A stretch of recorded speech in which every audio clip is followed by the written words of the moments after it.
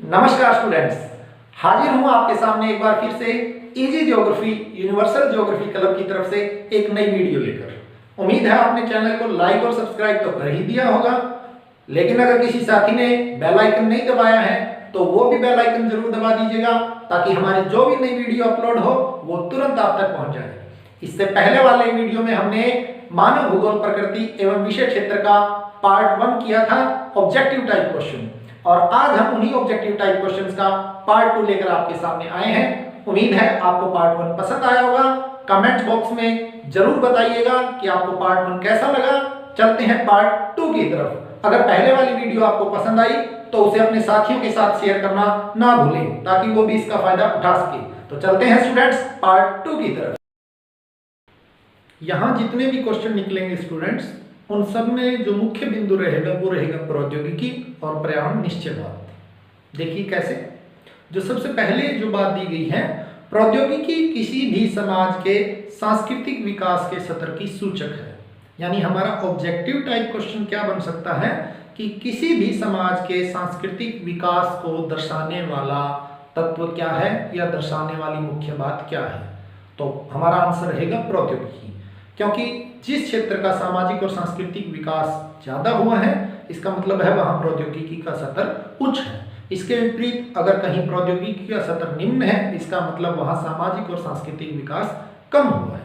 इसको और बेहतर ढंग से कैसे समझ सकते हैं, देखिए, मानव प्रकृति के नियमों को बेहतर ढंग से समझकर ही बढ़िया प्रौद्योगिकी का विकास कर पाया है।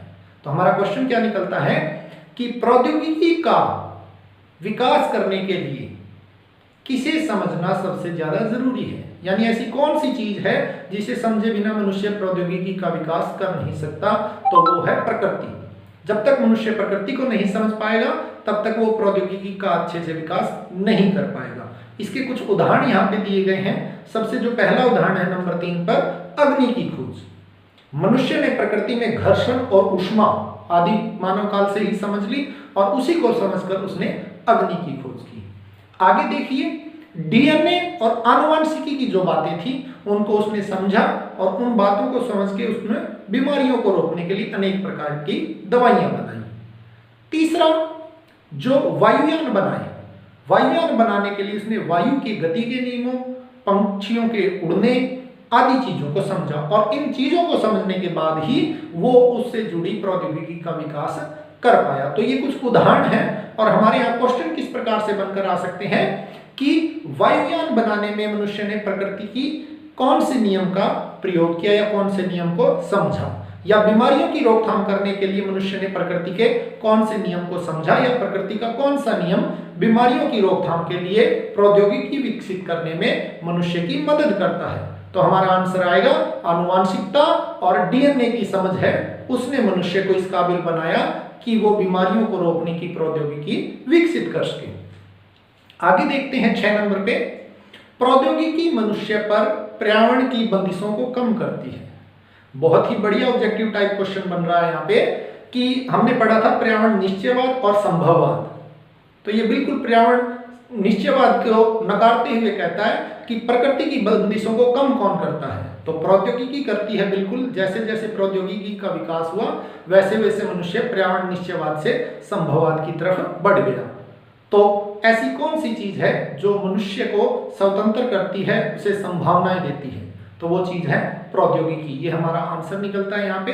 नेक्स्ट जो क्वेश्चन है, जो 2 क्वेश्चन है वो पर्यावरण निश्चयवाद से जुड़े हैं कि निम्नलिखित में से कौन सी पर्यावरण निश्चयवाद की विशेषता थी, या मनुष्य प्रकृति का गुलाम था तो क्यों था। तो यहाँ आंसर क्या निकलते हैं हमारे, क्योंकि उस समय प्रौद्योगिकी का स्तर निम्न था और मनुष्य का जो जीवन था वो आदिम था। वह प्रकृति की पूजा करता था, प्रकृति को शक्तिशाली मानता था और उसे ही अपना सब कुछ मानता था। यही कुछ कारण थे जिस कारण से मनुष्य का विकास नहीं हो पाया और पर्यावरण निश्चयवाद की जो धारणा है वो विकसित हुई। तो यहाँ हमारे क्वेश्चन क्या क्या निकलते हैं कि प्रौद्योगिकी है वो सामाजिक और सांस्कृतिक विकास की सूचक है। ऐसी कौन सी प्रकृति की चीजें हैं जिन्होंने मनुष्य को प्रौद्योगिकी विकसित करने में मदद की, और लास्ट में निकलता है कि निम्नलिखित में से कौन सी पर्यावरण निश्चयवाद की विशेषताएं हैं। तो हम इन बातों को पढ़ करके यहाँ ऑब्जेक्टिव टाइप क्वेश्चन जो हमारे बनते हैं उनके आसानी से जवाब दे सकते हैं।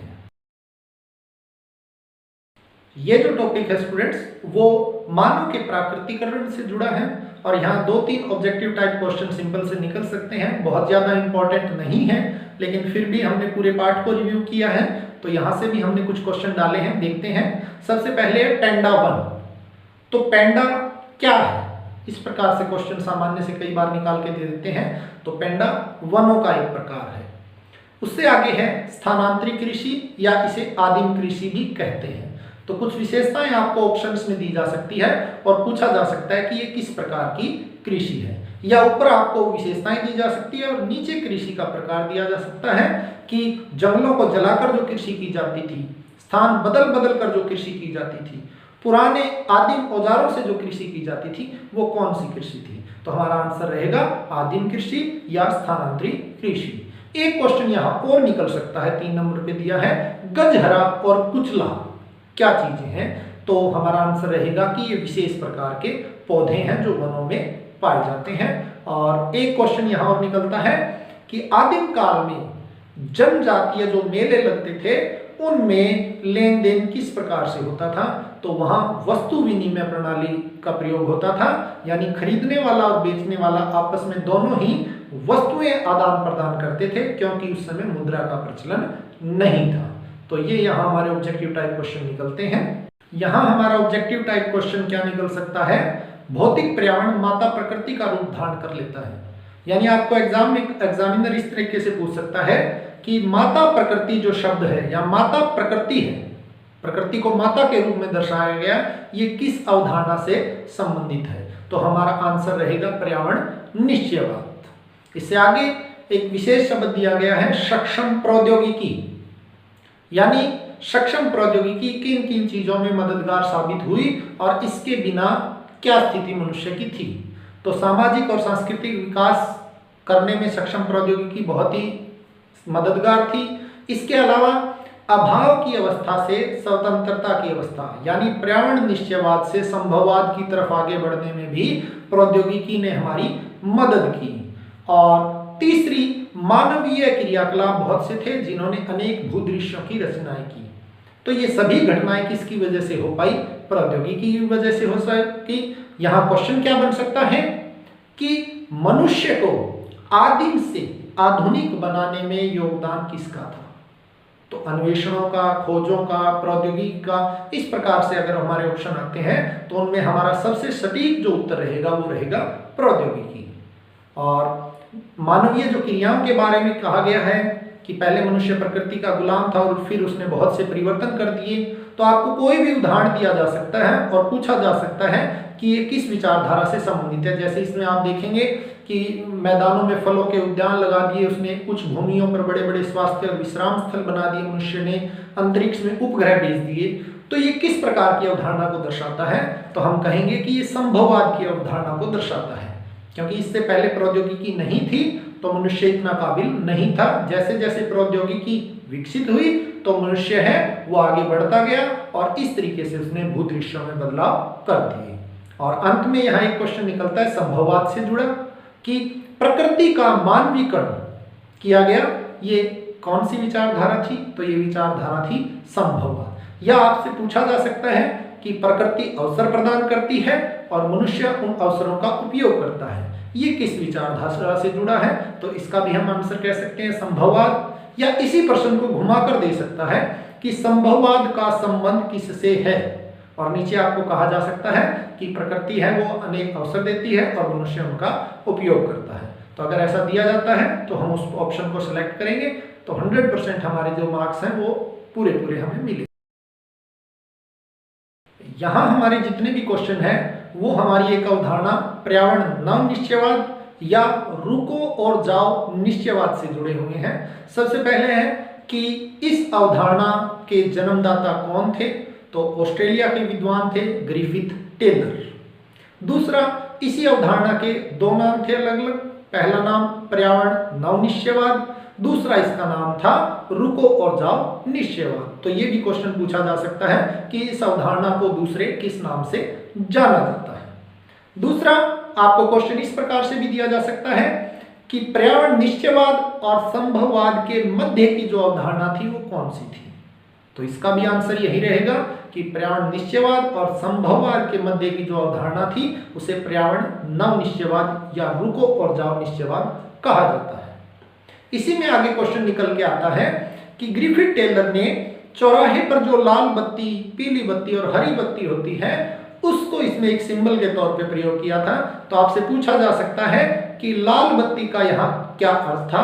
तो लाल बत्ती का अर्थ था रुको, यानी मनुष्य को अपना विकास के जो अवसर हैं उन अवसरों को देखना है, रुकना है और फिर संभावनाएं अगर दिखती है तो विकास के लिए आगे बढ़ना है। तो पूछा जा सकता है कि जो एम्बर यानी पीली बत्ती थी उसका अर्थ क्या था। तो लाल बत्ती पर रुकना था और हरी बत्ती पर आगे बढ़ना था। तो एम्बर यानी पीली बत्ती पर था तैयार होना। और इस बात में हम आपको अपने जो पिछले लेसन है, जो इस लेसन का हमने विस्तृत विश्लेषण किया था, वहां इसके बारे में हम आपको अच्छी प्रकार से बता भी चुके हैं। हरी बत्ती का क्या अर्थ है और ये भी पूछा जा सकता है। तो इसका अर्थ था जाओ, यानी आगे बढ़े। 5 नंबर पर यहां जो दिया गया है वो बिल्कुल विशेष है, क्योंकि ये विचार दे करके आपसे पूछा जा सकता है कि निम्नलिखित में से कौन सा जो विचार है वो ये दर्शाता है कि मनुष्य प्रकृति की बातें सुने बिना आगे बढ़ता है। यानी वो पर्यावरण जो निश्चयवाद की जो अवधारणा थी उसको नकार रहा है, पर्यावरण नव निश्चयवाद की धारणा को नकार रहा है और केवल संभववाद के मार्ग पर आगे बढ़ रहा है। तो ऐसी बहुत सी दुर्घटनाएं हुई हैं जिनकी वजह से पर्यावरण को नुकसान हुआ है, जैसे ग्रीन हाउस इफेक्ट है, ओजोन परत को बहुत नुकसान हुआ है, भूमंडलीय तापन हुआ है, पीछे हटती हुई हिम नदियां हैं यानी बर्फ लगातार पिघल रही है और भूमियों का निम्नीकरण हुआ है। ये कुछ ऐसी घटनाएं हैं जिनसे पर्यावरण को नुकसान हुआ है। तो हमारा यहाँ क्वेश्चन क्या निकल सकता है कि निम्नलिखित में से कौन सी घटनाएं ये दर्शाती है कि मानव है वो संभववाद की विचारधारा में अब भी जी रहा है। यहाँ हमारा पहला जो ऑब्जेक्टिव टाइप क्वेश्चन बन सकता है वो देखिए क्या बन सकता है। समाजों के बीच अन्योन्य क्रिया नगण्य थी, ज्ञान सीमित था। यानी ये किस समय की बात कर रहा है, जब मनुष्य आदिम काल में था। यानी पर्यावरण निश्चयवाद की जो अवधारणा थी उसकी क्या विशेषताएं थी। तो उसकी यही विशेषताएं थी कि समाज के बीच में जो क्रियाएं थी वो नगण्य थी और ज्ञान बहुत ही सीमित था।